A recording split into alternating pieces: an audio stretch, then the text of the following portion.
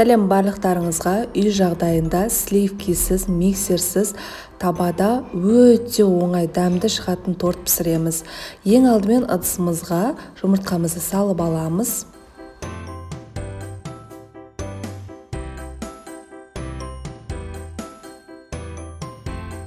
Оның үстіне қантымызды қосып, венчиктің көмегімен жақсылап араластырамыз. Яғни қантымыз ерігенше араластыруларыңыз керек.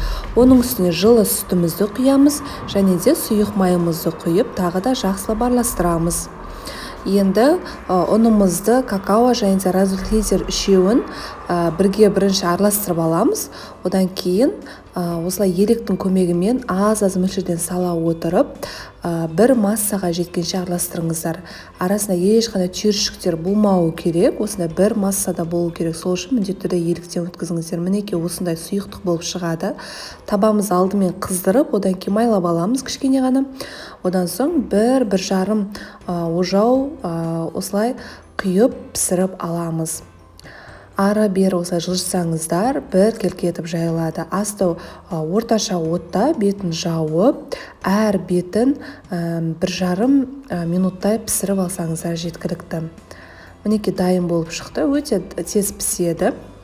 Міндетті түрде бетін жауып пісіріңіздер, арасы пісу үшін.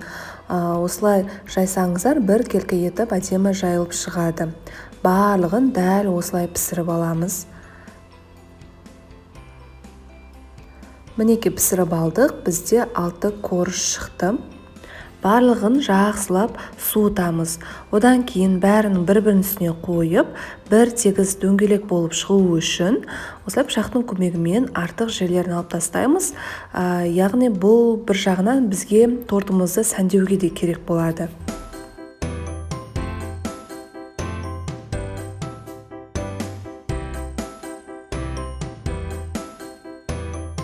Енді кремін дайындаймыз. Креміне қаймақ міндетті түрде 25-30% болуы керек. Одан проценті, яғни сұйық болса, біздің креміміз дұрыс шықпайды.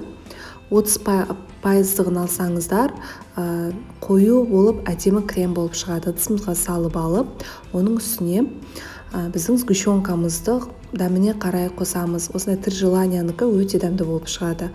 Жақсылап араластырамыз. Біздің креміміз дайын, осындай әдемі крем болып шығады. Енді біздің торттарымызды жинаймыз. Ең алдымен осылай салып алып, қойып, оның үстіне тортымыз одан да дәмді жұмсақ болу үшін жылы сүтімізді осылай бір келкетіп жайып шығамыз. Әр коржға 2 ас қасықтай крем салып, осылай бір тегіс етіп жайып шығамыз. Солай барлық торттарымызды, корждарымызды жинап аламыз.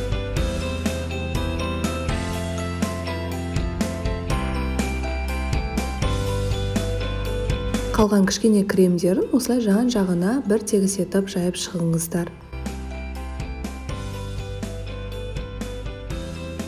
Ең соңында қалған корждарды мен блендерден өткізіп алдым. Осылай жан-жағын тағы да сәндеп шығамыз.